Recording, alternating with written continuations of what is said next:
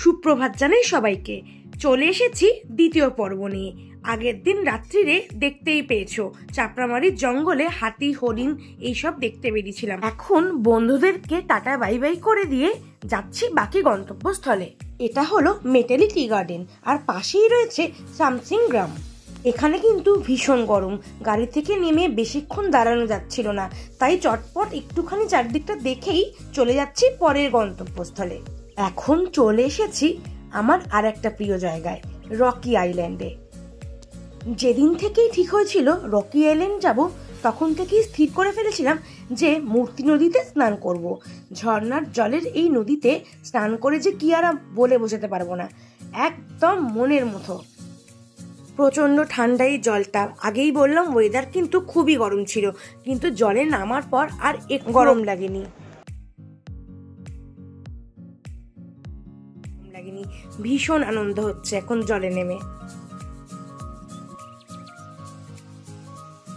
বেশ কয়েক ঘন্টা নদীর ধারেই বসে আমার সময় কেটে গেল, আর আস্তে আস্তে দেখছিলাম জলের স্রোতও কিন্তু বাড়ছিল। আমার মতো যারা জল খুব ভালোবাসো, বিশেষ করে সাঁতার কাটতে, তারা কিন্তু অবশ্যই একবার মূর্তি নদীতে এলে স্নান করে যেও। সকাল থেকে বেরিয়ে যে গরমে কষ্টটা হচ্ছিল, সত্যি কথা বলছি, একদম পাহাড়ি ঝর্ণার জলে স্নান করে মনটা একেবারে ফ্রেশ হয়ে গেছে। রকি আইল্যান্ডে এসে মূর্তি নদীতে স্নান করবো না সেটা হতেই পারে না।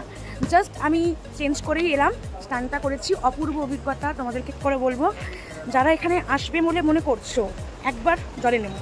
প্রচণ্ড ঠান্ডা জল, আর ওয়েদারটা মোটামুটি গরম ঠান্ডা মিলিয়ে ভীষণ ভালো অভিজ্ঞতা। চলো এবার আরেকটা জায়গায় যাচ্ছি। কোথায় যাব? সাথে যাবো। রকি আইল্যান্ড তো ঘোরা হয়ে গেল, এখানেই বেশিরভাগ সময়টা আজকে কাটিয়ে ফেললাম। এইবার তো খুব জোরে খিদে পেয়েছে, দেখি যদি কিছু খাবার পাই তাহলে তো অবশ্যই ট্রাই করতে হবে, কারণ আমি তো ঘোরার সাথে সাথে খেতেও ভালোবাসি। চলো দেখা যাক কি হয়। পথে যেতে যেতে আর একটা খাবারের দোকানের খোঁজ পেয়ে গেছি।